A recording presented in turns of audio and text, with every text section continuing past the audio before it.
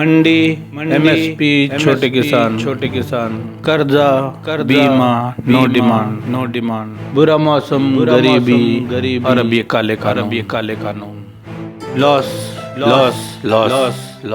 Loss पे ही चल रही है किसान की जिंदगी जब से ये धरती बनी है।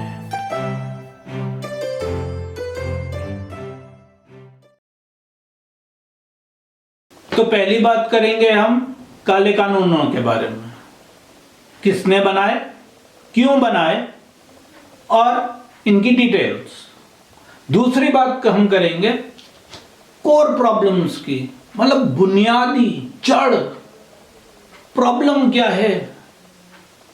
मैं सच बताऊं तो ये बिल्स, एमएसपी जरूरी है, एमएसपी और ये अन्य चीजें, ये उपली बातें हैं, ऊपर की बातें हैं। ये जड़ मूल समस्या, हम बात करेंगे जड़ मूल समस्याओं की, जिससे किसान को बाहर कैसे निकालें, ठीक है।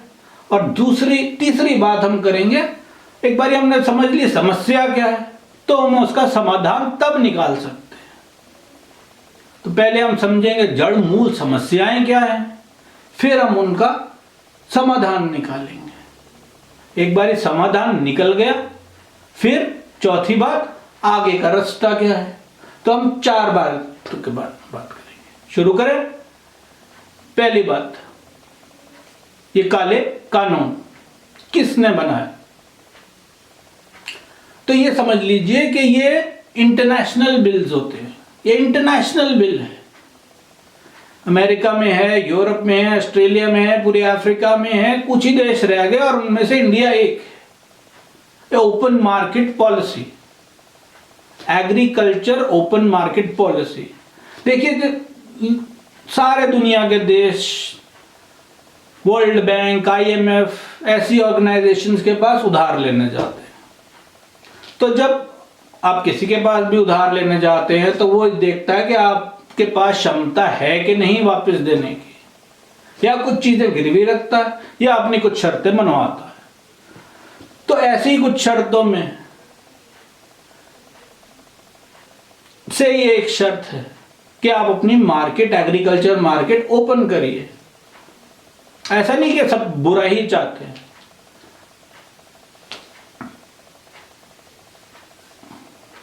ये तो कुछ सुधार भी लाते हैं और कुछ उनका होता है, जैसे पहले अंग्रेजों ने करा, थोड़े बहुत सुधार लाए, बाकी आपका सब कुछ खींच लिया। तो ऐसी होती हैं पॉलिसीज, थोड़ा बहुत सुधार लाए, जैसे अंग्रेज कहते हैं कि हमने ये बनाया वो बनाया, हिंदुस्तान की ऐसे तरक्की करी। तो ये पॉलिसीज भी ऐसी होती हैं, ऊपरी तौर से थोड़ी सी भलाई करती हैं मगर फिर सब कुछ खींच लेते हैं, समझे। तो ये इंटरनेशनल बिल्स है और ये वापस होने मुश्किल होते हैं क्योंकि इंटरनेशनल है। दूसरी बात कि क्यों बनाए गए। तो सबसे पहली बात कि फार्म की पॉपुलेशन, इतने किसान जो खेती कर रहे हैं उनकी जनसंख्या खेतों से उनको निकालने के लिए। दूसरा, टैक्स के अंदर सारे लोगों को लाने के लिए, चीप रॉ मटेरियल इंडस्ट्री को मिले और इंडस्ट्री को बूस्ट मिले, पूरी के पूरी फूड चेन और लोगों के ऊपर कंट्रोल आए। तो ये 4-5 चीजें मुख्य होती हैं। और मार्केट खुले, ये तो आपने मार्केट खुले। तो ये 4-5 कारण से मुख्य तो इस पे ये बनाया जाता है। ये अडानी और अंबानी और ऐसे लोगों के तो झोली में आके गिर गए, ये इन्होंने नहीं बनाए, मेरे हिसाब से इन्होंने नहीं बनाए, ये तो इनकी झोली में आके गिर गए। हिंदुस्तान के इंडस्ट्रियलिस्ट या जनरल इंडस्ट्रियलिस्ट इतनी बड़ी पॉलिसीज नहीं बनाते। वो पॉलिसीज बनाते हैं बीएसएनएल फेल कर दो ताकि हमारा चल जाए, एयर इंडिया फेल कर दो ताकि किंगफिशर चल जाए, ऐसी पॉलिसीज लाते हैं वो। ये तो ये इंटरनेशनल बिल्स है, इनका ये मकसद है। अब थोड़ी इनकी डिटेल्स के बारे में बात करते हैं। आप डिटेल्स तो अच्छे से जानते हैं, एक एक व्यक्ति आप में से अच्छे से जानते हैं, फिर भी थोड़ा सा देख लेते हैं। तो पहला बिल है मंडी बिल। प्राइवेट मंडियां करने का। एपीएमसी में टैक्स है, प्राइवेट मंडी में कोई टैक्स नहीं है, जिससे अपने आप एपीएमसी थोड़े दिन बाद बंद हो जाएंगी। बिहार में, यूपी में, एमपी में अभी से अभी लगा है, अभी बंद हो गई है सारी। तो पहला, एपीएमसी में टैक्स है, यहां कोई टैक्स नहीं है। दूसरा, ये चाहते हैं कि किसान ऑनलाइन जाके ट्रेडिंग करे, जो छोटे किसान के लिए पॉसिबल नहीं है। चौथा, ये चाहते हैं कि बिचौलिए हट जाएं, वो कभी हो नहीं सकता। बिचौलिए का मतलब ही ट्रेड होता है, ट्रेड पॉसिबल ही नहीं है बिचौलिए के मतलब। तो दूसरा बिल है कॉन्ट्रैक्ट फार्मिंग का, जिसमें डिस्प्यूट सिर्फ एसडीएम और डीएम के पास ले जा सकते हैं। तो एक तरीके से कह सकते हैं, पहले में कोई टैक्स नहीं है, दूसरे में कोई कानून नहीं है, प्राइस फिक्स्ड है और फ्लेक्सिबल है, मगर कोई एमएसपी नहीं है। तो कोई टैक्स नहीं, कोई कानून नहीं, कोई एमएसपी नहीं, और छोटे किसान को कोई फायदा नहीं।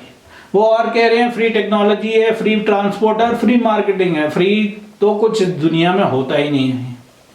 तीसरा, एसेंशियल कमोडिटीज एक्ट, जिसके अंदर कोई लिमिट नहीं, पहले में टैक्स नहीं, दूसरे में कानून नहीं, एमएसपी नहीं और कोई लिमिट नहीं। इससे क्या हो रहा है आप जानते हैं क्या होगा? इससे मेगा मोनोपोलीज बनेंगी। मेगा मोनोपोलीज मतलब एक दो व्यक्तियों के हाथ में पूरे देश का ताकत। ये इस टाइम दुनिया में अमेरिका जैसा देश, चाइना जैसा देश गूगल और फेसबुक पे केस कर रहा है अमेरिका, ताकि उनकी मेगा मोनोपोली टूटे। वो मेगा मोनोपोली बना, जो आता है, यूट्यूब आता है, व्हाट्सएप आता है, जो आता है वो खरीदते जाते हैं। मेगा मोनोपोली होगी तो अमेरिका उसको तोड़ने की कोशिश कर रहा है। चाइना अपने सबसे अमीर आदमी अलीबाबा के मालिक जैक मा को तोड़ने की कोशिश कर रहा है। 2 महीने से जैक मा का पता नहीं, वो गायब है। उन्होंने शायद कुछ बोल दिया जिनपिंग के बारे में और 2 महीने से गायब है। उसका स्टॉक तोड़ दिया, आधे पे आ गए अलीबाबा का स्टॉक, जबकि उसी टाइम सबसे बड़ी उसने दुनिया की सेल करी उसी दिन, और अगले दिन उसका स्टॉक तोड़ दिया गया। तो मेगा मोनोपोलीज तोड़ना जरूरी है एक इकोनॉमी के लिए, क्यों? ताकि सबको चांस मिले। चांस होता है तो सब कहते हैं शायद हम भी कर सकते हैं, हम भी कर सकते हैं, मगर जहां मेगा मोनोपोली होती है वहां सबकी उम्मीदों पे पानी फिर जाता है कि भैया ये एक आदमी, 2 आदमी सब कुछ कर रहे हैं, हम इनसे कैसे लड़ सकते हैं? सरकार इनके पास, सब पैसा इनके पास, जो कोई मुंह खोले उस पे केस कर दे, कोई कुछ बनाने लगे उसका वो बंद करवा दें, इतनी ताकत। तो अफ्रीका जैसे देशों में होती है मेगा मोनोपोलीज, और अब इंडिया में होने लग गई। ये इकोनॉमी के लिए बहुत बहुत बुरी चीज होती है। और इस टाइम तो रिसेशन का टाइम है, कोविड का टाइम है, देश बर्बाद हो जाएगा। अगर देश बर्बाद हो ही गया है एक्चुअली में ऑलमोस्ट, अगर ये मेगा मोनोपोलीज और आ गई। बाकी लोग क्या करेंगे? नौकर बनेंगे, नौकरियां तक नहीं है आपके पास। चलिए छोड़िए उस बारे में। कंट्रोल, सरकार तभी प्राइस और लिमिट कंट्रोल करेगी जब स्पेशल सिचुएशंस में। लिमिट है कि आप 100 गुना ज्यादा से ऊपर रेट नहीं ले सकते, मगर इसका कोई आधार नहीं है, क्योंकि क्वालिटी के बेस में कहेंगे ये वो क्वालिटी नहीं है, ये कोई और क्वालिटी, और कितनी चीजों के ऊपर आप रेट के ऊपर करेंगे। तो रेट तो भागने वाला बुरी तरीके से, ये सब जानते हैं। हम दिल्ली में हम रहते थे, जब सरकारी बिजली थी तो 800,000 रुपए बिल आता था। आज 2400 रुपए बिल आता, 2800 रुपए बिल आता, कोई पूछने वाला नहीं। ठीक है, तो किसान की अब क्या हालत है? पीछे एपीएमसी मंडी, जहां 30 से 40 लोग हर रोज आत्महत्या कर रहे हैं, और आगे ये काले कानून की खाई, और बीच में खड़ा है किसान। सोच में कहां जाए? आगे कुआं, पीछे कुआं, आगे खाई। आप बताइए कहां जाएंगे? अभी तो आप कह रहे हैं कि हमें पीछे दे, ऑब्वियसली खाई से तो अच्छा कुआं ही है, यही आप कह रहे हैं, यही आपकी मांग है कि भैया हमें कुएं में रहने दो, तुम हमें खाई में ढकेल रहे हो। सही है, बिल्कुल। तो देखते हैं इसका समाधान क्या है। ये दोनों रास्तों के अलावा कोई तीसरा रास्ता है भी कि नहीं किसान के निकलने के लिए? जब से धरती बनी है बेचारा किसान की हालत ही सबसे खराब है। माँ है, माँ का दर्जा देते हैं हम। धरती माँ, हमारी माँ, और ये किसान, ये सब माएँ हैं। भारत माँ, तो किसान भी माँ की श्रेणी में ही आता है, सारी दुनिया को खिलाता है। प्रणाम है मेरा किसान को। भोला भाला किसान। तब चलते हैं मूल समस्याओं की तरफ। हमने समझ लिए पहली बात, किसने बनाए, क्यों बनाए और इनकी डिटेल। तो सबसे पहले ये समझते हैं कि फंसा क्यों है किसान। सब अमीर होते जा रहे हैं, किसान गरीब होता जा रहा है, क्यों? ये समझना बहुत जरूरी है। तो पहली समस्या, मूल समस्या, अब में से कई लोग शायद कहें ऐसा नहीं हो सकता, मगर ऐसा है और मैं आपको बताऊंगा क्यों और कैसे। तो सबसे पहली समस्या है कि हम जितनी जरूरत नहीं उससे ज्यादा उगा रहे हैं, ओवर प्रोडक्शन कर रहे हैं और अनप्लान्ड फार्मिंग के कारण ओवर प्रोडक्शन कर रहे हैं। हर बारी मंत्री इलेक्शन से पहले कहते हैं आप उगाइए और हम सब कुछ एमएसपी पे खरीदेंगे, और आप लोग और उगाते जाते हैं इस उम्मीद में कि सब खरीद लिया जाएगा, मगर ऐसा होता नहीं। ये प्रोसेस करते करते हम दुनिया के नंबर 1 हो गए एग्रीकल्चर में, और कई चीजों में नंबर 2, दूध में, गेहूं में, चावल में नंबर 1, पल्सेस में नंबर 1, सब्जी फलों में नंबर 2, दूध में नंबर 1। तो हम करते करते ये आप चार्ट देखिएगा, ये समझेंगे कि हम कैसे नीचे से ऊपर आए।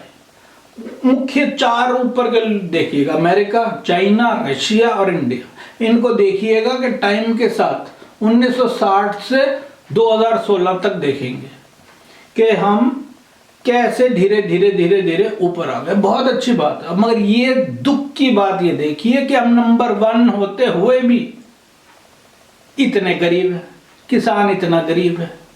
नंबर 1 है, दुनिया का सबसे ज्यादा उगा रहा है, फिर भी गरीब है। क्यों? यही समझेंगे। अनप्लैंड फार्मिंग, ओवर प्रोडक्शन कर रहे हैं और अनप्लैंड। छोटी सी देख लीजिए, गोभी की डिमांड आती है, हम पूरा देश गोभी उगाता, आलू उगाता, पूरे सब उगाने लग जाते हैं, और फिर वो क्या होता है, खेतों में नष्ट होता, नहीं तो उसको कोई खरीदता नहीं तो सड़कों में फेंकना पड़ता, क्योंकि फार्मिंग अनप्लैंड है और ओवर है। अगर कम होती मार्केट के हिसाब से, अभी आप जाते हैं मंडी पे, लोग वो कहता है आलू बेकार है, दागी है, ये आपकी चीज अभी नमी है, इसका रेट इतना नहीं मिलेगा। इसी से आपको समझ जाना चाहिए कि भैया ज्यादा है तभी ये इतने नखरे मार रहे हैं। अगर कम होता तो पहले ही कहता है अरे कहाँ रह गया भाई, जल्दी आ। आलू, अरे वो आप खुद ही कहते भैया थोड़ा दागी, अरे छोड़ दो दागी, ला जल्दी से आगे पहुंचाना माल। डिमांड है, डिमांड नहीं है, क्योंकि ओवर प्रोडक्शन है इसलिए अब डिमांड नहीं है। आप ले लेके घूम रहे हैं अपनी चीज। यही कम होते तो ट्रेडर आपके पीछे अरे माल दे माल दो माल दो कर रहे होते। यही है सत्य मार्केट का, सब चीजों के साथ डिमांड और सप्लाई। तो सीधा प्लीज समझिए कि सप्लाई ज्यादा है, डिमांड कम है। अभी आप थोड़ी सी डिमांड कम, सप्लाई कम करके देखिए, सब आपके पीछे भागेंगे। ठीक है, तो ये आप समझिए कि ओवर प्रोडक्शन कर रहे हैं हम, अनप्लैन्ड फार्मिंग कर रहे हैं, प्लानिंग नहीं है, हम एक दूसरे से कम्युनिकेशन नहीं है, छोटे छोटे किसान हैं जो चाहे उगा रहे हैं, जो चाहे कर रहे हैं, और हम सब टूटे टूटे अलग अलग हैं। बहुत अच्छी बात है हम इतना उगा रहे हैं, मगर हमारे लिए अच्छा नहीं हो रहा है।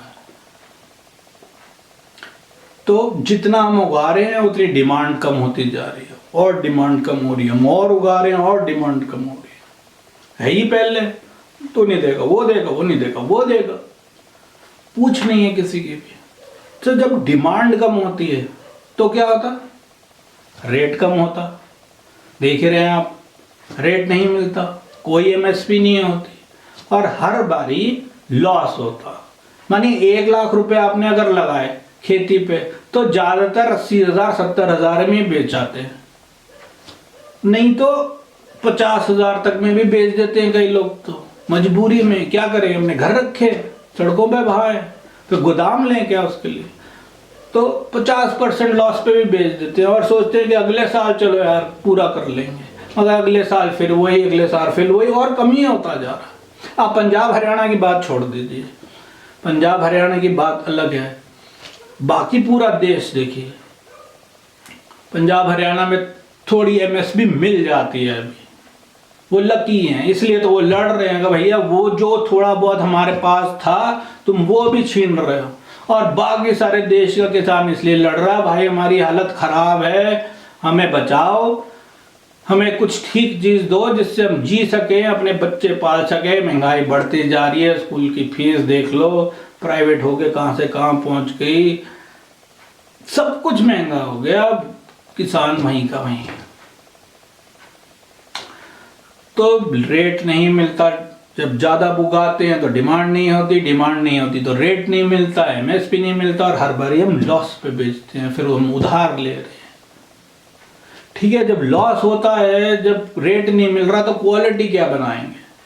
इसलिए किसान आज अपनी उगाई हुई सब्जी फल खुद नहीं खा रहा, फर्टिलाइजर डालने पड़ रहे हैं उसको जल्दी से उगे, पेस्टिसाइड्स डालने पड़ रहे हैं, भैया कीड़ा तो एक दाग भी नहीं चाहिए कस्टमरों को, उनको तो शक्ल चाहिए बस, टेस्ट हो ना हो, जहर भरी हो उसमें, तो क्वालिटी इतनी लो हो जाती है। जब क्वालिटी लो हो जाती है तो एक्सपोर्ट लो हो रहा, हम नंबर 1 हो के भी इतना कम एक्सपोर्ट कर रहे हैं। बाकी छोटे छोटे देश हमसे 10 गुना ज्यादा, वियतनाम जैसे कर रहे हैं एक्सपोर्ट, यूरोप के छोटे छोटे देश इतना एक्सपोर्ट करते हैं, हम इतना बड़ा देश होके नहीं एक्सपोर्ट कर पाते ढंग से। तो जब क्वालिटी लो होती है तो एक्सपोर्ट भी लो होता है। अब ये सब चक्रव्यूह कहां से पैदा हो रहा है? ये चक्रव्यूह है छोटे किसान का चक्रव्यूह, छोटे छोटे किसानों के कारण ये चक्रव्यूह होता है। और अब ये चार्ट के थ्रू देखते हैं, रुकिए मैं आपको एक चार्ट दिखाता हूं। ये देखिए, इसके अंदर ये दिखाया मैंने कि 50, आप कहते हैं 65% हिंदुस्तान में किसान है, ठीक 65% थे 2014 से पहले, मेरी जानकारी के हिसाब से अब 50% ही बचे हैं, बाकी 3-4 करोड़ लोगों ने आत्महत्या कर ली और कई करोड़ खेत अपनी जमीनें बेच दी और कई करोड़ खेती से निकल गए। ठीक है, तो आज की डेट में 50% किसान है और 50% और लोग। अब ये देखिए कि 50% किसान, इतने करोड़ों करोड़ों इंसान, जीडीपी में सिर्फ 15% योगदान कर पा रहे हैं, और बाकी 50% लोग 85%, 85% योगदान करते हैं। तो यही आप देख रहे हैं कि आपकी लेबर वेस्ट हो रही है, आपका योगदान ही नहीं है जीडीपी में। आप उगा रहे हैं, सब कर रहे हैं, मगर जीडीपी में मतलब पूरे देश की कमाई में आपका सिर्फ 15% हिस्सा है, बाकी लोगों का 85%। तो हम इतने लोग लगे क्यों हैं इसके अंदर? अमेरिका में इस टाइम सिर्फ 1.5% लोग खेती करते हैं, तब भी वो नंबर 3 नंबर 4 पे है वर्ल्ड में। चाइना के अंदर ऑस्ट्रेलिया के अंदर 2.2% खेती करते थे, और अब वहाँ के किसान और नए नौजवान खेती करने लग गए, तो वहाँ पर इस टाइम 3-4% के करीब लोग खेती करते हैं, और हिंदुस्तान में 65%। समझिए फर्क, कहाँ 1.5%, तब भी वो नंबर 4 पे प्रोडक्शन में। और चाइना के अंदर तो सिर्फ 10% लोग खेती करते हैं, और 10% ही उनके पास जमीन है खेती करने के लिए। हमारे पास मेरे ख्याल 50% के करीब खेती लायक जमीन है, उनके पास सिर्फ 10% जमीन है, और 10% लोग ही खेती करते हैं, फिर भी वो हिंदुस्तान से डबल आगे। और उनकी पर हेक्टेयर यील्ड, मतलब अगर आप कुछ उगाएंगे 1 एकड़ में और वो उगाएंगे तो वो आपसे 2-2.5 गुना ज्यादा उगा देंगे, और अच्छी क्वालिटी भी और अच्छे दाम पर भी। तो हमारे में कुछ कमी है, यही हम ढूंढने की कोशिश कर रहे हैं आज, और यही समझने की कोशिश कर रहे हैं। प्लीज समझिए मेरे साथ, तभी हम आगे का रास्ता निकाल पाएंगे, याद रखिए। अभी अगला चार्ट देखिए, ये चार्ट दिखा रहा है दुनिया में किसान की लेबर कहाँ ज्यादा है। तो सबसे ज्यादा हम देख रहे हैं कि अफ्रीका भरा पड़ा लेबर किसान की, हिंदुस्तान, पाकिस्तान, बाकी आप देखिए ऑस्ट्रेलिया खाली है, रशिया खाली है, पूरा अमेरिका खाली है। ठीक, अब अगला चार्ट देखते हैं। अब ये दिखा रहा है कि एक जो किसान है उस वो वैल्यू कितनी ऐड कर रहा है।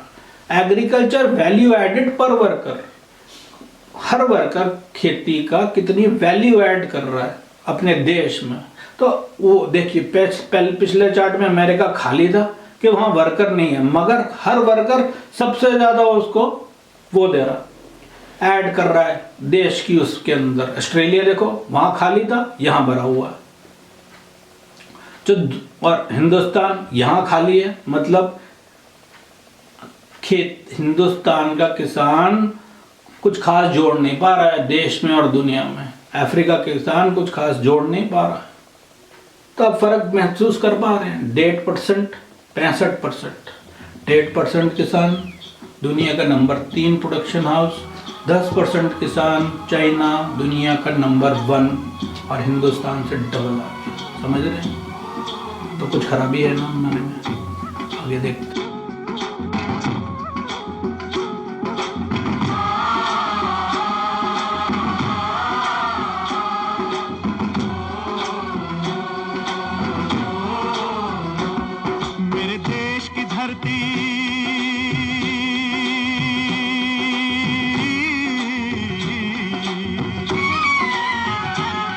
मेरे देश की धरती सोना उगले उगले हीरे मोती, मेरे देश की धरती, मेरे देश की धरती, मेरे देश की धरती, सोना उगले उगले हीरे मोती, मेरे देश की धरती, मेरे देश की धरती।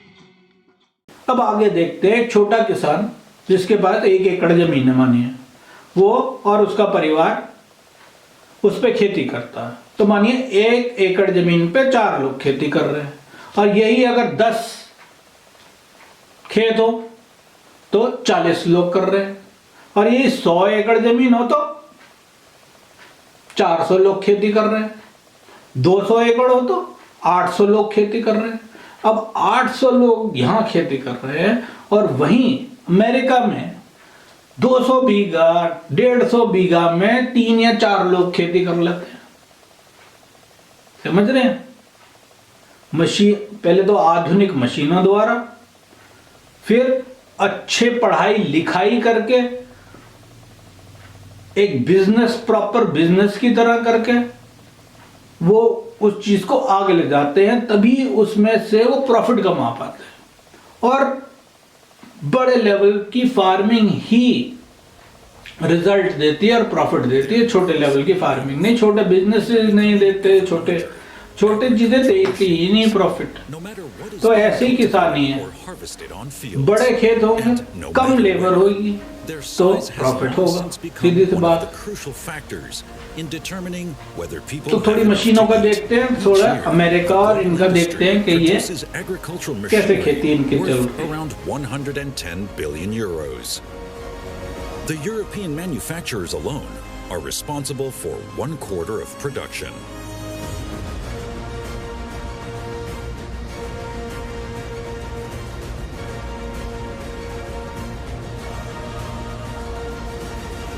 The day has come. After all these tractor videos, the ground preparation, after the long days and hard work on the rice farm, finally, in this episode of Rice Farming TV, we'll be planting rice by airplanes. Ready? Drain our fields of winter water. Shovel work. Fields dry under the spring sun. Plow chisel, help dry out the soil. Tillage disc, help break down the dirt clods. Land plane, help level out the soil. Shovel work. Aquabar injects nitrogen 3 inches deep into the dry worked soil. Roller applies a nitrogen, phosphorus, potassium blend to the surface of the soil. Flood our fields with irrigation water, and a whole lot more. Yes, after all the tractor work, here we are now. The fields are flooded with irrigation water, about 2 inches deep and ready to be seeded. That's right, only 2 inches deep. We don't want the fields too deep. High water could present potential issues for baby rice, but I'll explain all that later. Let's get right into planting rice by airplane. Hopper holds about 1,650 pounds of rice seed. So seeding a 150-acre field like ours at a rate of 165 pounds per acre, it would take about 15 trips back to the airstrip to reload with rice in order to complete the job. Depending on the distance from the airstrip to the target field, that 150 acres could be seeded in less than an hour. And there's my boy Sean. Sean takes flight, locked and loaded, ready to rain rice from above.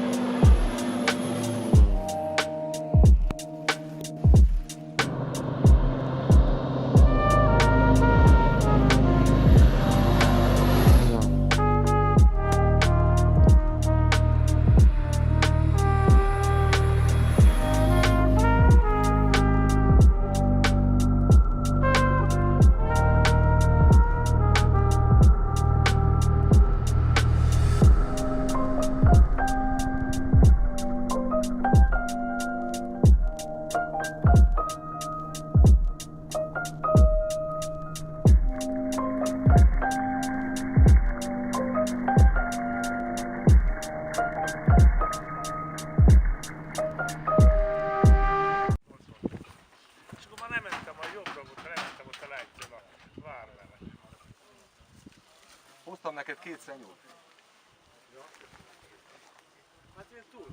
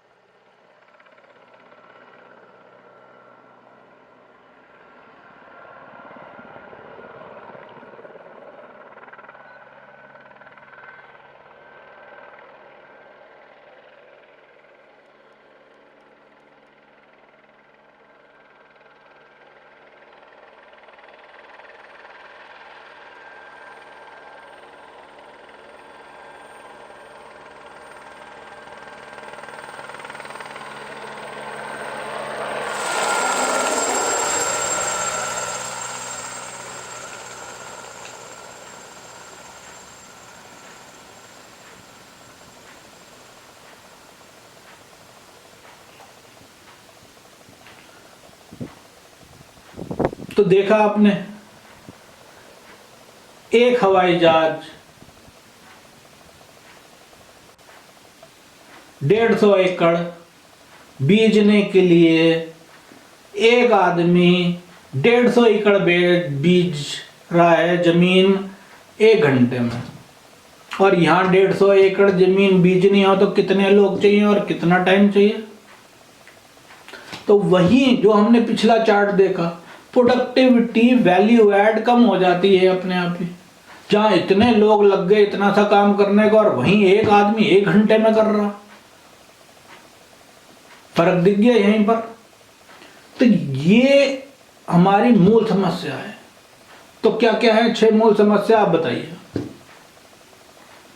पहली, over production and unplanned farming.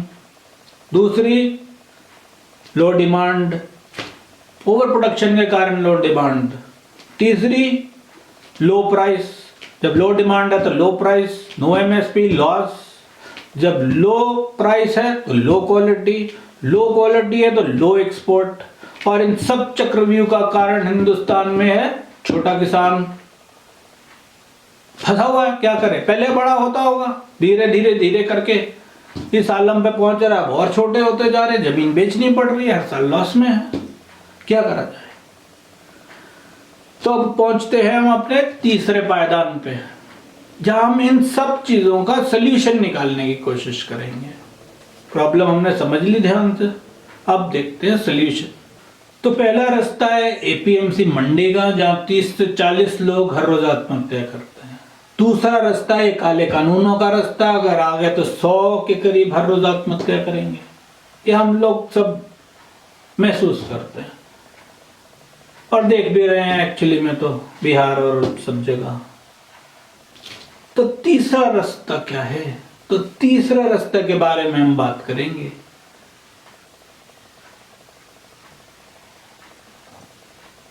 तो तीसरा रास्ता ही solution है इस problem का। जिसका नाम है फार्म कार्ट, एक कोऑपरेटिव फार्मिंग सिस्टम।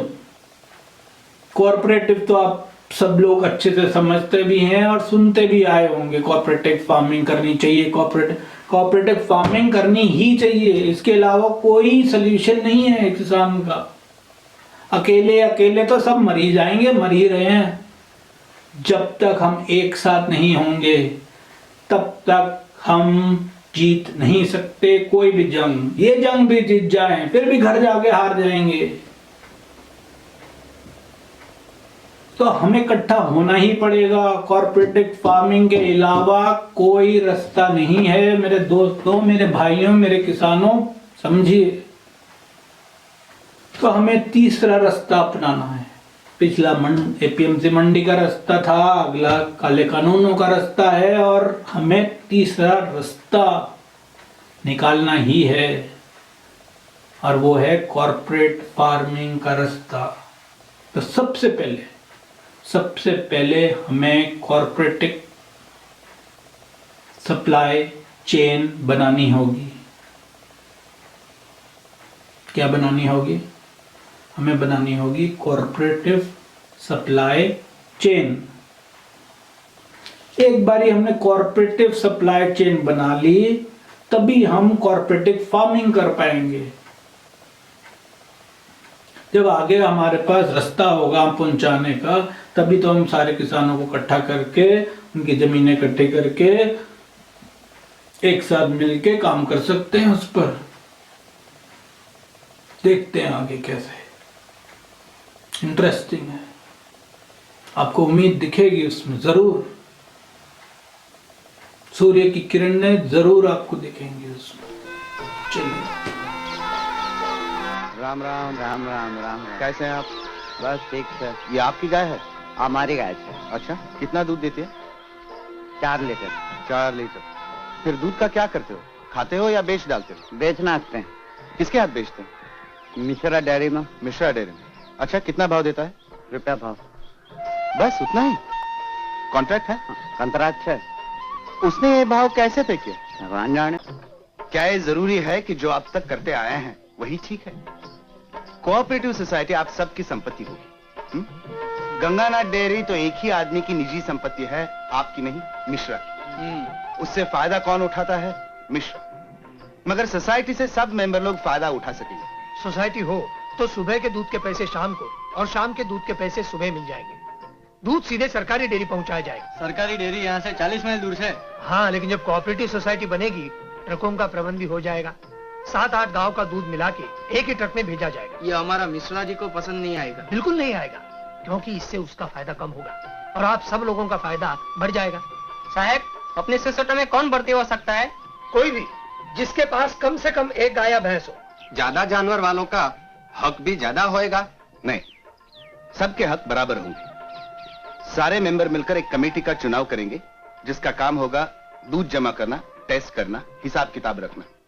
इस कमेटी का एक प्रमुख होगा जिसका चुनाव भी आप लोग ही करेंगे। हमारे सरपंच के पास पूरी 25 भैंसुं है, 25। तो प्रमुख एमनेट बनाना चाहिए। यह फैसला तो चुनाव से ही होगा। डॉक्टर साहब, मैं 15 वर्षों से ही गांव में सरपंच हूं। मेरे कहने पर ही यहां सोसाइटी बन रही है। मारा मां और इन मां कोई फर्क नहीं। सरपंच जी, कोऑपरेटिव में अमीर गरीब ऊंच नीच का फर्क नहीं होता। ये सब कहने नहीं बातें, सब ऐसे ही भाषण देते हैं। पर साहब, हम तो हरिजन होते हैं। यानी हरिजन होकर तुम सोसाइटी में शामिल नहीं हो सकते? ऐसा बिल्कुल नहीं है। सब जाति के लोग मेंबर बन सकते हैं और सबको बराबर के अधिकार मिलेंगे। अधिकार हमें नहीं जानते साहब। करत दिलाओगे तो बात करो। साहब, घबराना नहीं, हम तुम्हारी पार्टी का वोट देंगे। जरा चुप हो जाइए। हमसे किसी को कर्जा नहीं मिलने वाला है और ना ही हम किसी पार्टी की ओर से वोट मांगने आए हैं। करत नहीं दिलाओगे तो तुम्हारी सिसोटी किस काम की? साहब, हम सब गरीब मानस है, पैसा तो જોઈએ ना। पैसा नहीं देते तो पची दड़ा दड़ा। देखो, हम ये चाहते हैं कि तुम लोग अपने पैरों पे खड़े हो जाओ। तुम्हें औरों के सामने हाथ नहीं फैलाना पड़े। आखिर तुम भी तो इंसान हो। अपनी मेहरबानी साहब, पण बात से गरीबी कमती होती क्या? मेरी समझ में एक बात आती है, रोकड़ा और कुछ नहीं। इसलिए मेरे को कर्जा देता है, तुम दिलवाओगे? लगता है हम जो कुछ कह रहे हैं वो तुम्हारे समझ में नहीं आ। समझ में आ गया। बहुत जल्दी समझ में आ गया। समझदार तो आप हैं ही सब, तभी तो मुझे आपसे इतना प्रेम। तो कॉर्पोरेटिव फार्मिंग सिस्टम, हम जितना भी प्रोड्यूस कर रहे हैं हम जाके औरों को दे देते हैं, मंडी को दे देते हैं, ट्रेडर को दे देते हैं, या कंपनी आके हमसे डायरेक्टली ले जाती हैं।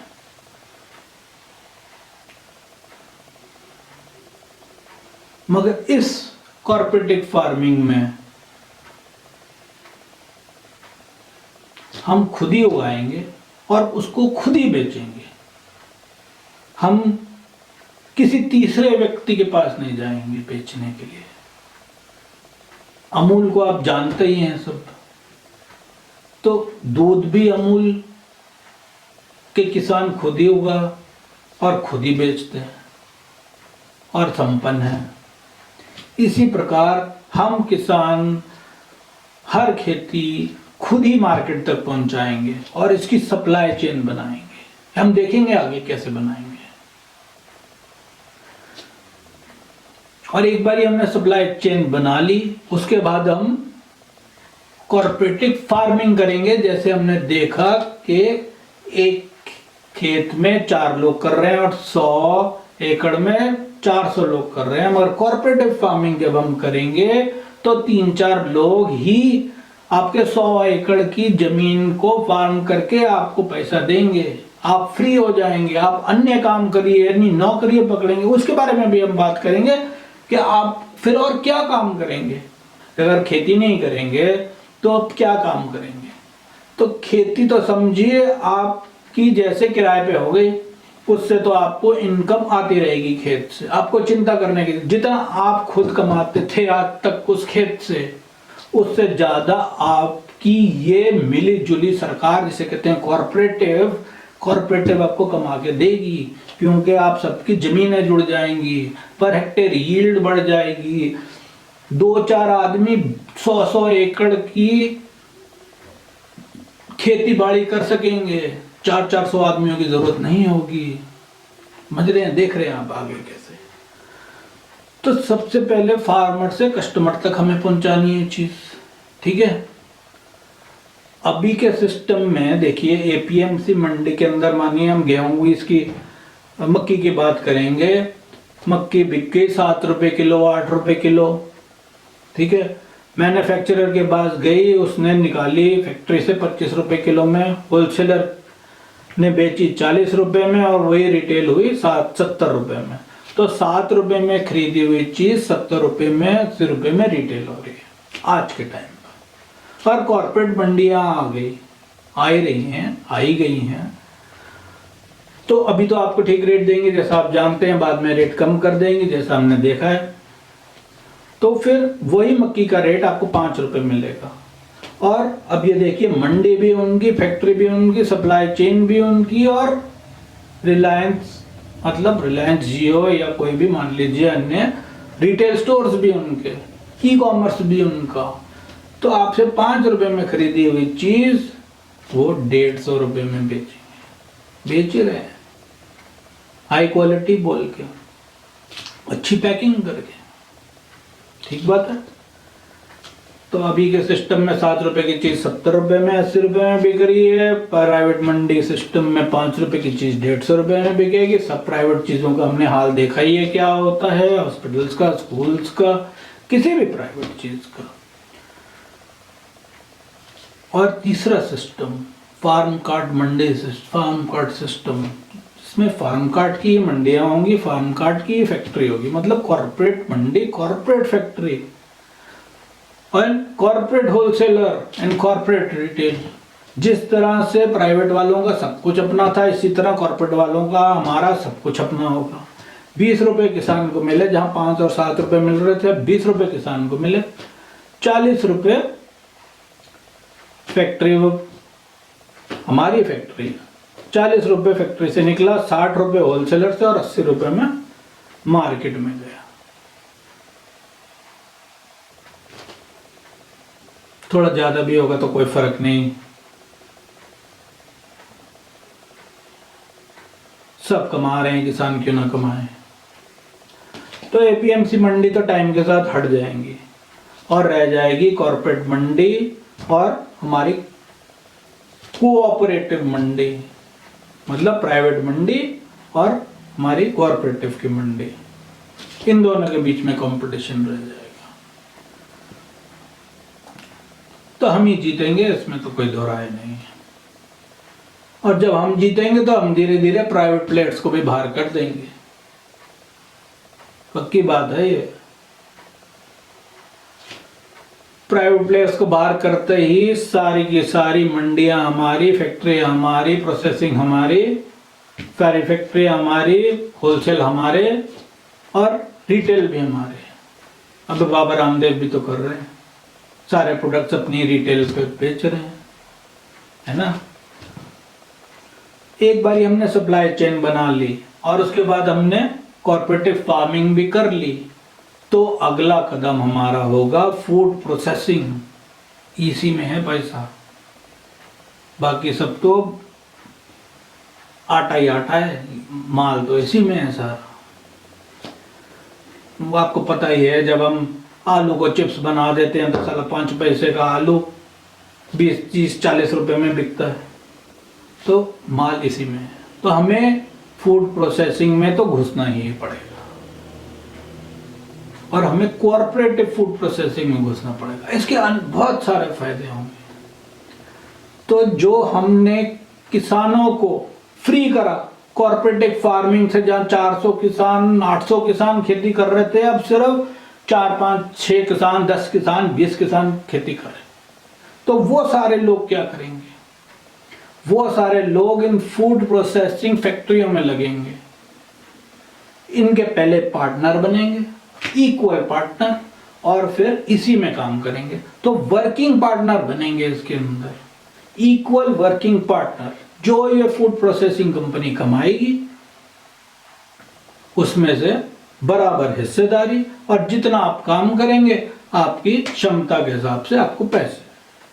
तो आपको काम भी मिल गया, आपको सैलरी भी मिल रही है, आपको प्रॉफिट भी मिल रहा है कंपनी से, और आपका वहां खेत तो लगा ही हुआ है जहां से आपको पहले से ज्यादा प्रॉफिट आ रहा है। सिंपल स्कीम है और होगी ये, और कोई रास्ता ही नहीं। और हम अब आज एक साथ हैं, हम इसको करेंगे ही। जो लड़ाई लड़ रही चल रही है वो तो लड़ेंगे ही, और ये भी हम अब साथ साथ में करेंगे। एक ग्रुप अलग बनाना होगा जो इस पे अभी से काम करना शुरू कर दे। सब कुछ यहां से जाने से पहले हम ये कोऑपरेटिव को स्टार्ट करेंगे, और इसका आगाज करके ही हम यहां से जाएंगे। ठीक है, वादा है? चलिए और देखते हैं, इसके बारे में हम और डिटेल में बात करेंगे।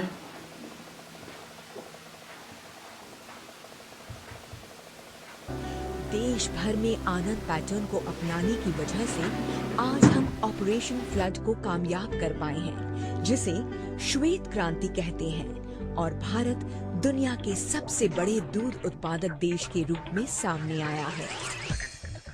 अमूल में दूध की हर एक बूंद जिसे गांव वाले लाते हैं, उसका इस्तेमाल उपभोक्ता के लिए कुछ खास चीज बनाने में किया जाता है।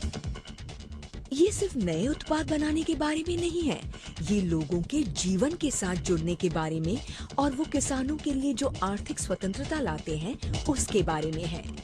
वाजिब दामों पर उपभोक्ताओं की जरूरतों को पूरा करना और उनके लिए बेहतर उत्पाद लाना, यही हमारा लक्ष्य है।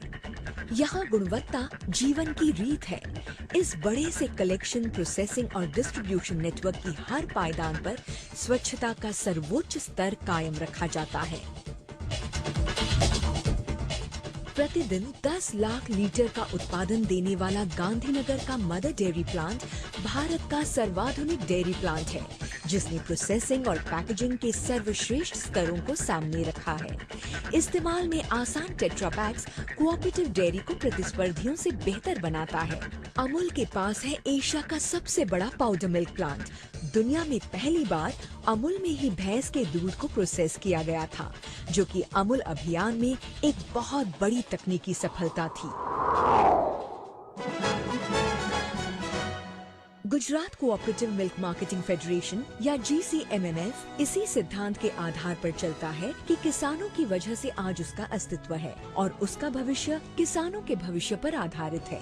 यहाँ बोर्डरूम के सारे निर्णय सामाजिक कार्यों को ध्यान में रखकर किए जाते हैं। मुस्कुराती हुई अमूल गर्ल इन्हीं विचारों को सरल रूप से प्रदर्शित करती है। अमूल लगातार नए आविष्कार कर रहा है और अपनी ब्रांड इक्विटी को जिस तरीके से बढ़ा रहा है, वो कोई किताब या मार्केटिंग गुरु भी नहीं सिखा सकता। आज लाखों लोग अमूल इस्तेमाल करते हैं। वो अपने अनोखे उत्पादों के रूप को पीछे छोड़ आज भारत का दिल बन बैठा है। और अब एक नई चीज सामने आई है, जिसे कहते हैं अमूल पार्लर्स। ये पार्लर्स नौजवानों के लिए लाइफस्टाइल हब्स बन चुके हैं और बड़े बुजुर्ग भी यहाँ आकर ढेर सारे अमूल प्रोडक्ट्स का मजा ले सकते हैं, सब कुछ एक ही छत के नीचे।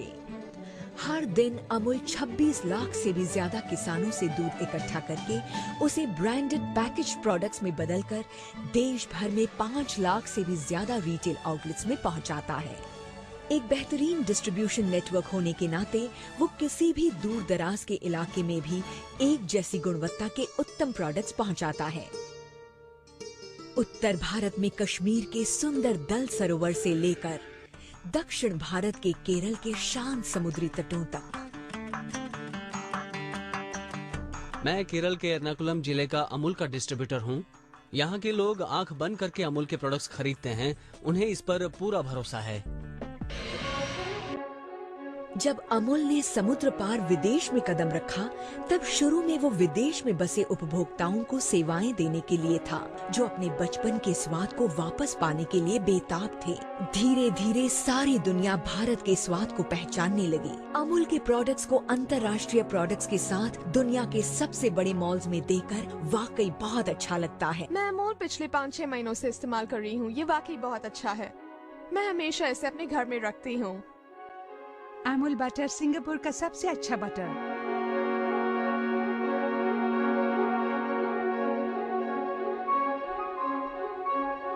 जब से हमने अमूल के प्रोडक्ट्स दुबई में लॉन्च किए हैं, मानो चमत्कार सा हो गया है। हर महीने हम 3,70,000 लीटर दूध बेचते हैं। हमारे ज्यादातर ग्राहक विदेशी हैं और भारतीय भी हैं, और उन सबको अमूल के प्रोडक्ट्स बहुत ही पसंद है। सिंगापुर में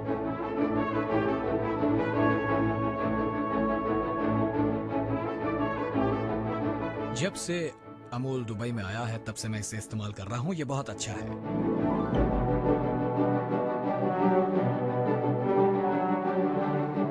हमारे 57 आउटलेट्स में हम अमूल के प्रोडक्ट्स बेचते हैं, और भारतीय होने के नाते मैं गर्व के साथ कह सकता हूँ कि अमूल के स्वाद को सिर्फ भारतीय लोगों ने ही नहीं, बल्कि दुनिया भर के लोगों ने अपनाया है।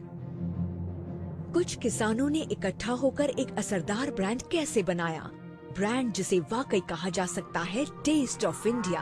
एक बड़ा वैश्विक ब्रांड होने के बावजूद अमूल की जड़ें किसान समाज से जुड़ी हुई हैं। बिक्री से कमाए जाने वाले हर एक रुपए में से 80 पैसे किसानों में बंटते हैं। इस श्रृंखला में गाय भैंस काफी महत्वपूर्ण हैं और उनकी अच्छी देखभाल की जाती है। यहाँ अक्सर मोबाइल वेटरनरी वैन्स देखे जा सकते हैं, जो किसान को अपने घर पर ही पशुओं के स्वास्थ्य की सेवाएं मुहैया कराते हैं। आर्टिफिशियल इंसेमिनेशन से पशुओं की उच्च प्रजाति पाई जा रही है। पशुओं का चारा कैटल फीड प्लांट में तैयार होता है, जो प्रोटीन से भरपूर पौष्टिक चारा होता है। इस संतुलित आहार की वजह से ज्यादा मात्रा में और अच्छी गुणवत्ता का दूध मिलता है, जिससे बनने वाले प्रोडक्ट्स में वो नजर आता है। अमूल में काम करने वाले लोग उसका अहम हिस्सा हैं। 25 लाख गांव वाले जो दूध पहुंचाते हैं, इस करोड़ों लीटर के सहकारी संस्था के मालिक हैं। अमूल वाकई एक अनोखा ब्रांड है, एक ऐसा ब्रांड जिसका इतिहास भारत की आजादी से जुड़ा हुआ है, एक ऐसा ब्रांड जिसने लाखों लोगों की जिंदगी बदल दी है और नौजवानों को लगातार इस अभियान के लिए तैयार कर रहा है। आज 25 से भी ज्यादा सालों से इंस्टीट्यूट ऑफ रूरल मैनेजमेंट यानी इरमा नौजवानों को तैयार कर रही है, जिसमें विद्या डेयरी भी शामिल है जो उन्हें प्रशिक्षण देती है। साथ मिलकर वो अमूल का विकास और व्यवस्थापन कार्य देखते हैं। तो एक बार हमने कॉर्पोरेट सप्लाई चेन बना ली, कॉर्पोरेट फार्मिंग कर ली और फूड प्रोसेसिंग में घुस गए। देखिए, कोई भी देश, कंपनी 5 साल 10 साल की प्लानिंग करती है, तो ये हमारी 5 साल का प्लानिंग है और एम है हमारा कि ये पूरा सिस्टम हमने 5 साल के अंदर पूरे देश में और पूरी तरीके से लागू हो, तो तैयार हो जाइए आप सब। तो हमने फूड सप्लाई चेन बना ली, फूड कोऑपरेटिव फार्मिंग कर ली, प्रोसेसिंग कर ली। अब अगला कदम क्या? अगला कदम है रामदेव मॉडल। जैसे रामदेव जी ने सारे के सारे प्रोडक्ट्स बना रहे और मार्केट कर रहे हैं, ऐसे वो अकेले कर सकते हैं, तो हम सब मिलके क्यों नहीं कर सकते? ऐसे ही हम सब मिलके सब प्रोडक्ट्स बनाएंगे और सब प्रोडक्ट्स मार्केट करेंगे और अगले 5 साल के अंदर अंदर हर किसान गरीबी से बाहर आना चाहिए। एक अच्छी, सम्मानजनक, चिंताजनक, सुखदायक जीवन हर किसान को इस देश में मिलना ही चाहिए। जब अन्य देशों में मिल रहा है तो इस देश में क्यों नहीं?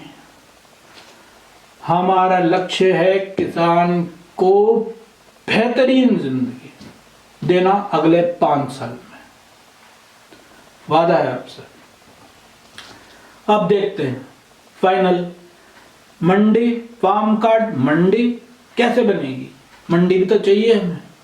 मंडी, अब हम ट्रेडर्स को भी नहीं भूल सकते, ट्रांसपोर्टर्स को भी नहीं भूल सकते, लेबर, कस्टमर, हमें किसी को भी नहीं भूलना। तो शुरू करते हैं ट्रेडर लोगों से। तो ट्रेडर लोगों, ध्यान से सुनिए, फार्म कार्ड मंडियां आप ही लोग फंड करेंगे। वो फार्म कार्ड मंडियों में आप भी फंड करके उन्हें बनाएंगे और आप उनसे कमाएंगे। अभी आपको डर है कि ये एपीएमसी मंडियां बंद हो जाएंगी तो हम कहाँ जाएंगे? सीधी बात है, सीधा कंपनी खरीदेगी, आप बेरोजगार कहाँ जाएंगे? तो आपको भी तो बेरोजगार चाहिए, आपके भी तो परिवार पालने हैं, आप भी तो इस देश के अच्छे सिटीजन्स हैं। तो आप मिलके कोऑपरेटिव मंडी की फंडिंग करेंगे, फार्म कार्ड मंडी आप फंड करेंगे और आप ही जो सर्विस आज तक प्रोवाइड करते आए हैं उसी प्रकार से सर्विस प्रोवाइड करते रहेंगे, वैसे ही कमीशन लेते रहेंगे, वैसे ही सर्विस प्रोवाइड करते रहेंगे, वही काम करते रहेंगे। ठीक? और ये मंडियां भी एक तरीके से आपकी ही हो जाएंगी, मतलब आपकी तो नहीं होंगी, होंगी तो कोऑपरेटिव की ही। ये है कि आपने उसमें इन्वेस्ट करा है। और याद रखिए, कानून होंगे कोऑपरेटिव के, वो आप भी मिलके बनाएंगे और सब पूरी कोऑपरेटिव, सारे किसान, सब लेबर, सब ट्रांसपोर्ट मिलके बनाएंगे। तो जो भी कानून होंगे उस कानून के जरिए चलेंगे। मगर यह है कि आपको चिंता करने की जरूरत नहीं, प्राइवेट मंडियां आ भी गई, मगर आपके पास ये फार्म कार्ड की मंडी है और सारे किसान आपके साथ है, चिंता ना करिए। दूसरे हम बात करेंगे ट्रांसपोर्टरों की। मंडियां होगी हमारे पास, ट्रांसपोर्टर, जितने भी अभी के ट्रांसपोर्टर हैं उनको भी चिंता करने की जरूरत नहीं है। आप भी कोऑपरेटिव के साथ जुड़िए और अपना काम जैसे है वैसे ही चलाइए। प्राइवेट मंडियां आए, अपनी प्राइवेट ट्रक्स लाएं और वो जो करना चाहें वो करें, अपनी कॉस्ट घटाने के लिए, अपनी सप्लाई चेन बेटर करने के लिए। मगर हमारी कोऑपरेटिव में जितने भी प्रेजेंट ट्रेडर हैं, जितने भी प्रेजेंट ट्रांसपोर्टर हैं, वो सब एक साथ मिलेंगे और नई इन्वेस्टमेंट के जरिए ओपन मार्केट और फार्मर इन्वेस्टमेंट के जरिए हम और ट्रक्स भी ले सकते हैं। इसमें किसान इन्वेस्टमेंट करके और ट्रक्स कोऑपरेटिव के लिए ले सकते हैं। Food processing plants will be funded by farmers. जैसे मंडी को फंड करा किसने? आढ़तियों ने और ट्रेडर्स ने और ये सर्विस प्रोवाइडर्स ने। ट्रांसपोर्ट को फंड करा प्रेजेंट ट्रांसपोर्टर्स ने और open market. Food processing plants fund करेंगे किसान और किसान के परिवार ही, मुख्यतः किसान ही इसको फंड करेगा। जितना भी आपके पास थोड़ा पैसा हो, 50,000 हो, लाख हो, आप आइए उसके अंदर लगाइए और उसी में काम करिए। तो इक्वल शेयरिंग पार्टनर आप बनेंगे, वर्किंग पार्टनर। सैलरी भी मिलेगी और प्रॉफिट भी। जितना कंपनी कमाएगी उसमें आप इक्वल भागीदार होंगे और अपनी क्षमता के साथ सैलरी होगी। तो equal investment, equal profit and salary according to skills. ठीक है जी, 3 चीजें हमने कवर कर ली।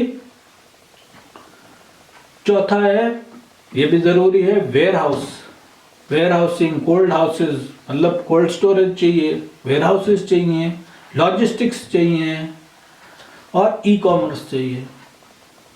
ये सारा नेटवर्क, देखिए ये सारे नेटवर्क को फंड करेगा फॉरेन डायरेक्ट इन्वेस्टमेंट।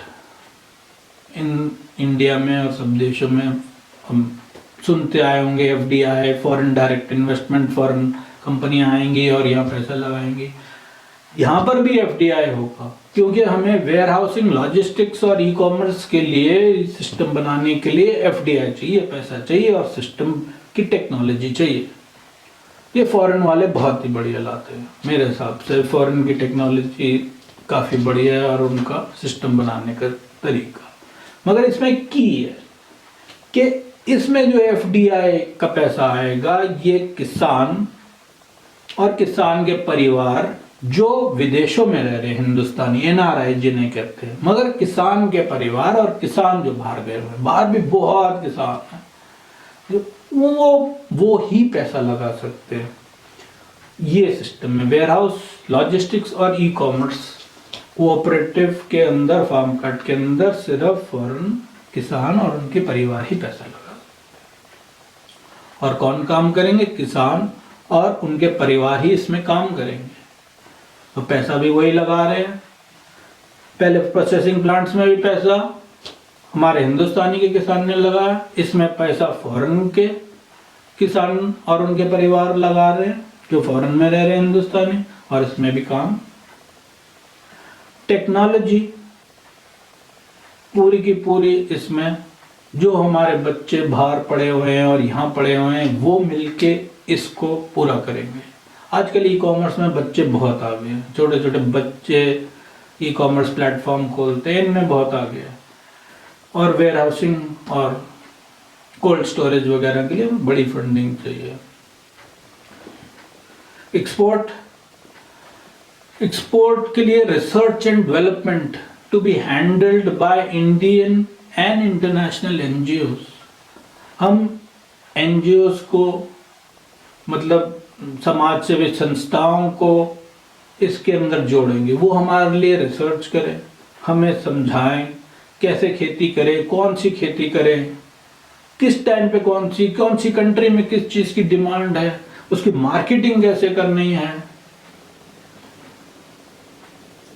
अब उन्होंने ऑलिव ऑयल बेचना हो तो देखो कितनी बढ़िया मार्केटिंग करके सबको ये सिखा देते हैं कि सिर्फ ऑलिव ऑयल ही सबसे बढ़िया, बाकी सब बेकार, और वो अपनी चीज़ पे। इसलिए ऐसी हमारे को टीम चाहिए, युवाओं की और ये NGOs की टीम चाहिए, जो हमारी इंटरनेशनल NGOs की टीम भी चाहिए। और हमारे साथ जुड़ेंगी, ज़रूर जुड़ेंगे, हम जोड़ेंगे इंटरनेशनल NGOs और इंडियन NGOs जो एग्रीकल्चर में काम करते हैं और पॉवर्टी में काम करते हैं, वो हमारी मदद करेंगे। ठीक है।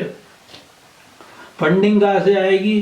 फंडिंग आएगी इंडियन मार्केट से और इंटरनेशनल ओपन मार्केट में। जब हम इंटरनेशनल ओपन मार्केट से फंडिंग लेंगे तो हमारे लिए आसान होगा, क्योंकि वो वहाँ पहले से ही बैठे और उन्होंने फंडिंग लगा दी, तो वो कोशिश करेंगे हम ज़्यादा से ज़्यादा माल किसी तरह मंगवाएं और बेचें, ताकि वो भी कमाएं और हम भी कमाएं।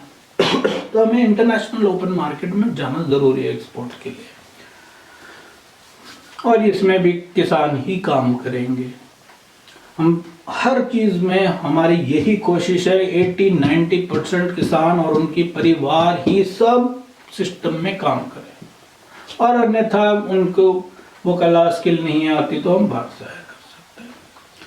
तो अब देखिए, हमारी मंडी हो गई, हमारे टैक्स, हमारा ही कॉमर्स, हमारे ही बिचौलिए, सॉरी आपको बिचौलिए में, हमारे ही ट्रेडर या सर्विस प्रोवाइडर, हमारे ही कॉन्ट्रैक्ट, हमारा कानून और हमारी एमएसपी, हमारी टेक्नोलॉजी, हमारा ट्रांसपोर्ट, हमारी मार्केटिंग, हमारे एसेंशियल्स, हमारी लिमिट, हमारी मोनोपोली और हमारा रेट है और हो सकता है।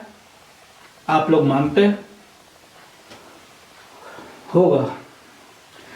ये एक हमने अभी लिस्ट जारी कर दी है, इसमें आप एमएसपी कर रहे हैं। एमएसपी ओपन मार्केट से डिसाइड होता है या हम खुद किसान मिलके एमएसपी डिसाइड करेंगे। हमारी चीज़ें हम डिसाइड करेंगे, एमएसपी दुनिया के सारे प्रोडक्ट जो लोग बनाते हैं वही डिसाइड करते हैं, सरकारों को नहीं बोलते डिसाइड करने को। इसलिए हम भी एक आवाज़ में एक कोऑपरेटिव के अंडर अपने एमएसपी डिसाइड करेंगे। ये धरती जो है, ये हम जो डालते हैं इसमें उसको अनंत गुणा करके देती है। हमने एक बीज डाला, 1 किलो सरसों डालते हैं, 4 महीने के बाद कितनी हो जाती है भाई? अब सरसों का वक्त आ रहा है, अभी सरसों पड़ेगी, अभी फिर अब सर्दियों में पकेगी, फिर 4 महीने के बाद, 5 महीने के बाद बढ़िया सरसों आ जाएगी। 1 किलो सरसों का कितना होता है बोलो? 1 किलो सरसों डाली खेत में, एक एकड़ में लगभग 1 किलो कितनी पड़ती है भाई? 1 से 1.25 किलो सरसों के बीज पड़ेंगे और लगभग 10 क्विंटल तक हो जाती है। अब कितना गुना कर दिया भाई? 1000 गुना। 1 किलो सरसों कितनी गुना हो गई? और सरसों के बुआई से लेकर के कटाई तक का कितना समय लगता है?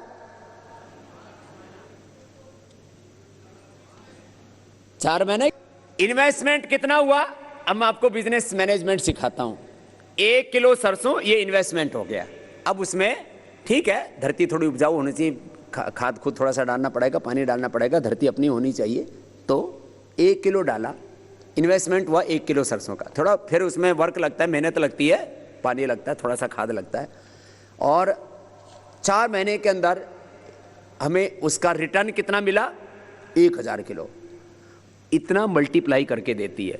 खेती को कोई ठीक से करे तो इतने कम इन्वेस्टमेंट में इतना ज़्यादा उसका रिटर्न, ये खेती के अलावा किसी दूसरे व्यापार में आज दुनिया में नहीं है। लेकिन उसके तौर तरीके सही होने चाहिए।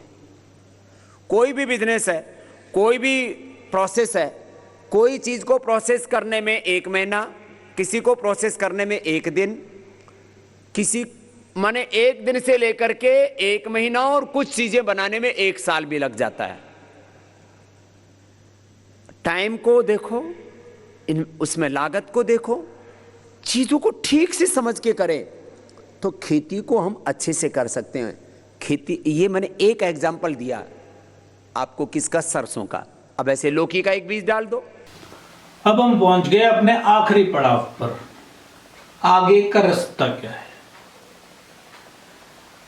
7-8 राउंड की बातचीत हो चुकी, कुछ निर्णय अभी तक निकला नहीं, और मेरी उम्मीद है कि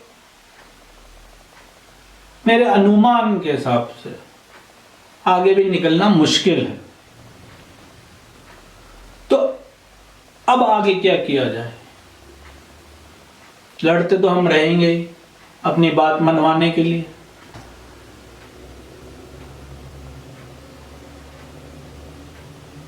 मगर ये बात का हमें जरूर ध्यान रखना है कि किसी का भी खून नहीं बहना चाहिए। हमें लड़ना नहीं है किसी भी हालत में, हमें अहिंसा नहीं करनी, अपना हक लेने आए हैं और अपना हक लेके जाएंगे। उसके लिए अहिंसा की कोई जरूरत नहीं। और मैं सब किसानों से अनुरोध करूंगा, अब आज के बाद कोई भी व्यक्ति आत्महत्या नहीं करेगा। एक भी किसान अब इस देश में आत्महत्या नहीं करेगा। वादा करिए मेरे को, कुछ दिन रुकिए, सिर्फ मैं कह रहा हूं सिर्फ 2022 तक रुकिए, देखिए, उसके बाद चाहे जो करना है वो करिए। ये बस 1 साल दीजिए हम सबको, इस देश को, भगवान को 1 साल दीजिए सिर्फ, ये 2021 का। हम सब मिल के बदलेंगे अपनी जिंदगियां। इसी लक्ष्य से तो हम आए हैं, एक ही तो लक्ष्य है हम सबका, एक बेहतर जिंदगी। इसी लक्ष्य से तो हम जुड़े हैं सब एक साथ। जो इतना बड़ा आंदोलन खड़ा करा है, एक ही इच्छा से खड़ा हुआ है कि हमें एक बेहतर जिंदगी चाहिए और हम एक बेहतर जिंदगी लेके जाएंगे। अपने साथियों को खो के नहीं जाएंगे, हाथ पैर तोड़वा के नहीं जाएंगे, लड़ेंगे नहीं, अपना नुकसान नहीं करवाएंगे, इससे तो हम और नीचे चले जाएंगे। तो हम लड़ेंगे नहीं, अहिंसा नहीं करेंगे, किसी का खून नहीं बहाएंगे और आज के बाद हिंदुस्तान में कोई आत्महत्या नहीं करेंगे। किसी को भी समस्या है, हमारे किसान नेताओं को फोन करिए, वो आपके पास मदद भेजेंगे। हम एक टीम बनाएंगे किसान नेताओं के साथ मिलकर, जिनको भी मदद चाहिए उनके पास मदद पहुंचेगी। अब कृपया इस वर्ष के लिए अपने आप को संभालिए, ठीक है। दूसरी बात, ये जलियांवाला बाग हमें फिर नहीं बनाना। जलियांवाला बाग में क्या हुआ था? किसने मारा सबको? आप बोलेंगे जनरल डायर ने मारा, पर जनरल डायर ने नहीं मारा, हिंदुस्तानियों ने हिंदुस्तानी को मारा और नाम आ गया जनरल डायर का। इस बारी वो नहीं होना चाहिए। इस देश में इस बारी जवान किसान को नहीं मारेगा, ये वादा करेगा जवान। इतना बेवकूफ नहीं है, इतना अंधा नहीं है जवान, समझदार है, हर तरीके से अपनी जान की बाजी लगा रहा है इस देश के लिए। जब 60 करोड़ व्यक्ति इस देश के एक चीज चाहते हैं, तो क्या आप उन्हीं पे वार करेंगे? वादा करिए कि इस किसान पे जवान हाथ नहीं उठाएगा। पुलिस वादा करेगी कि जवान पे नहीं हाथ उठाएगी। ये प्रजातंत्र है और प्रजा ये चाहती है। आप एक व्यक्ति के कहने पे ये ना करिए प्लीज।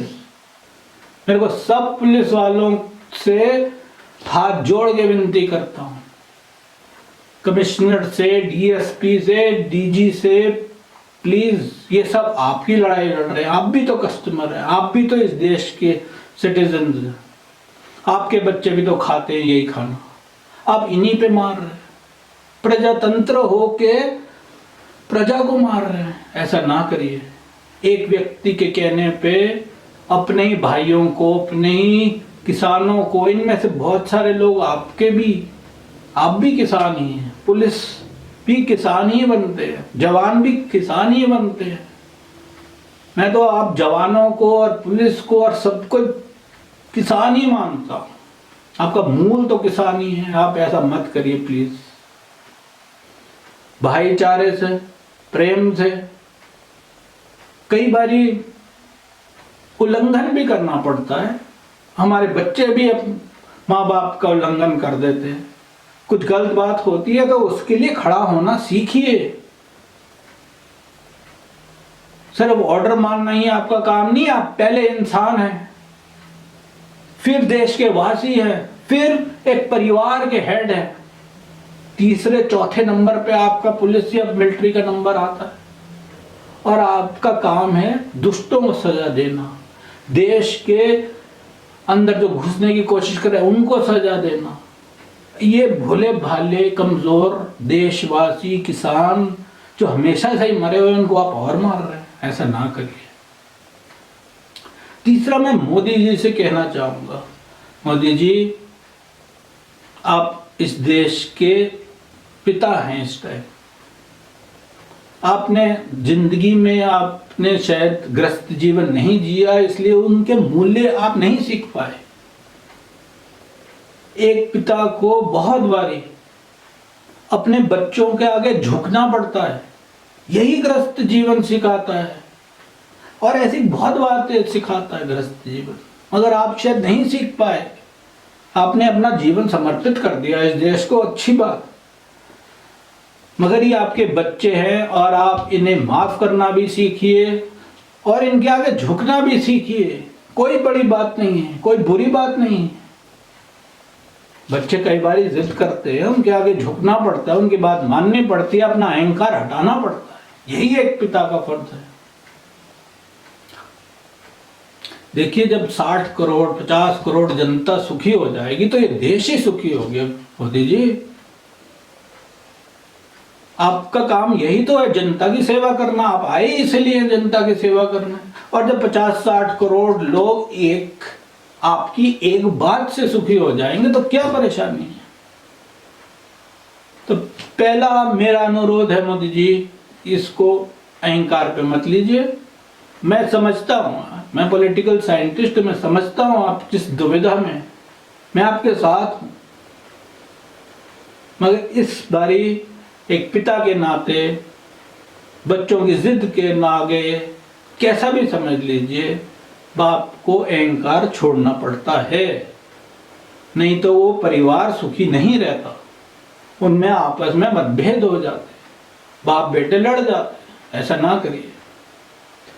दूसरा मैं आपसे अनुरोध करूंगा, आपके ही फायदे के लिए और इस देश के फायदे के लिए, आपका इतना बड़ा नाम है, उस नाम को मत डुबाइए। दूसरा मेरा अनुरोध है कि ये कोऑपरेटिव फार्म कार्ड कोऑपरेटिव बनाने में हमारी मदद कीजिए। 1 लाख करोड़ का फंड इस कोऑपरेटिव को इस देश के खजाने से दीजिए, और सारे मंत्रियों को मेरा अनुग्रह है, सारे चीफ मिनिस्टर्स को, सारे स्टेट के मंत्रियों को, कि इसको मजबूत करने में ये हमारा देश को मजबूत करेगा। हमारा देश मजबूत होगा तो हम मजबूत होंगे। सब दुनिया में कहीं भी खड़े होके सम्मान से हम कह सकेंगे हम भारत के वासी हैं। आज हर बच्चा हर व्यक्ति फॉरेन जा रहा है, देश छोड़ के जा रहा है, आप जानते हैं ये बात। कितने हर एक को जाना है बाहर पढ़ने, कुछ और करने, अच्छी बात है तरक्की, मगर वो भाग रहे हैं। हमें इस देश को ऐसा बनाना कि लोग इसमें आए, भागे नहीं, और आप लोग ये कर सकते हैं। मोदी जी प्लीज हेल्प करिए, पैसे से, अपने पूरे सहयोग से। आपके पास बहुत शक्ति है, बहुत ताकत है, हम सब मानते हैं आप बहुत शक्तिशाली बन गए।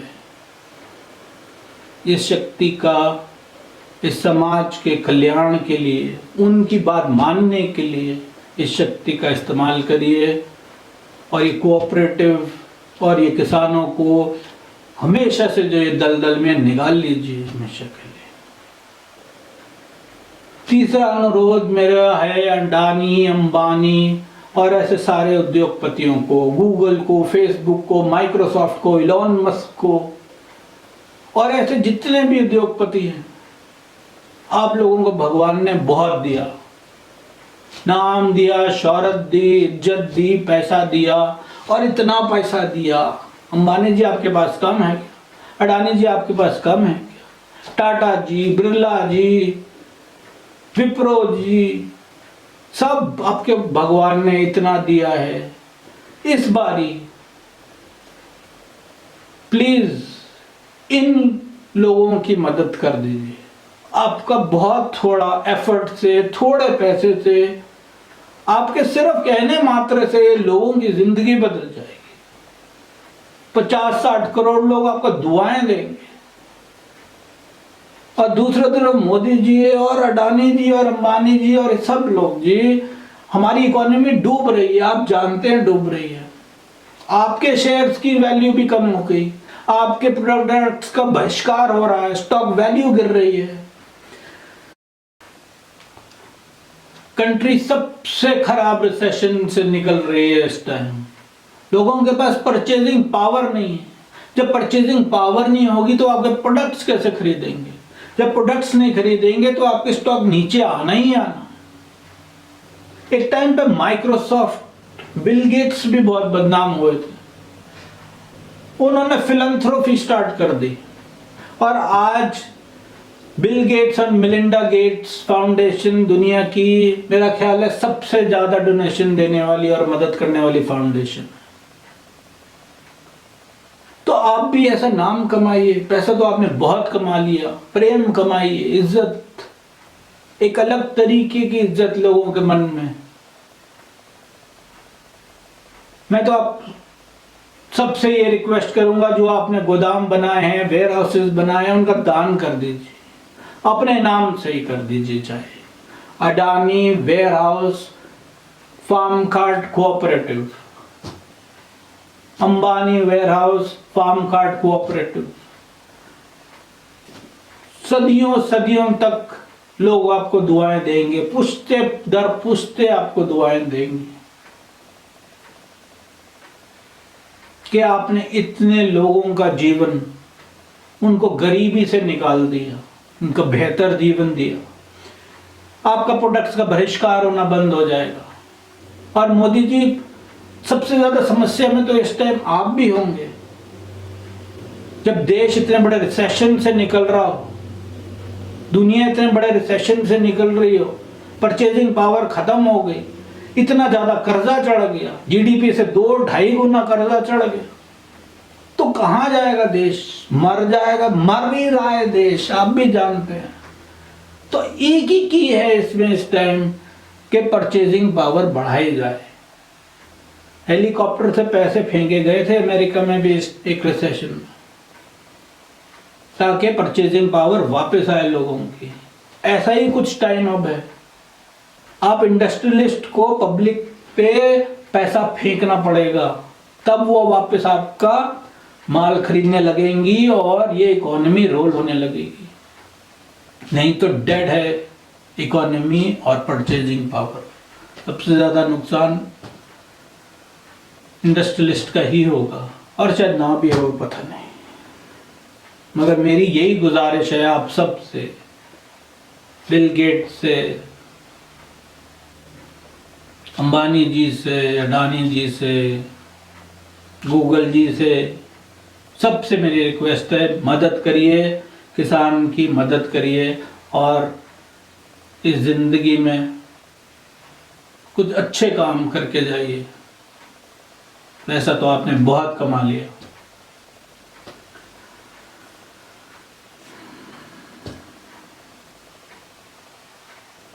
इस देश को उस स्थान पे मत ले जाइए जहां सीरिया बन जाइए। जब देश के लोग सिविल वॉर या किसी भी तरीके से आपस में लड़ने लगते हैं तो फौरन लोग इसका फायदा उठाते हैं, दोनों साइड को फंड करते हैं ताकि हम आपस में लड़ें, इकोनॉमी तोड़ें, खुद को तोड़ें और फिर और कर्जे ले और कमजोर हों। आप जानते हैं मोदी जी ये सब। प्लीज इससे हम सबको बाहर निकालिए। ख्यालों से नहीं, गोलियों से नहीं, बारूद से नहीं, ख्यालों से जीती जाती है। सुना होगा आपने बहुत बार।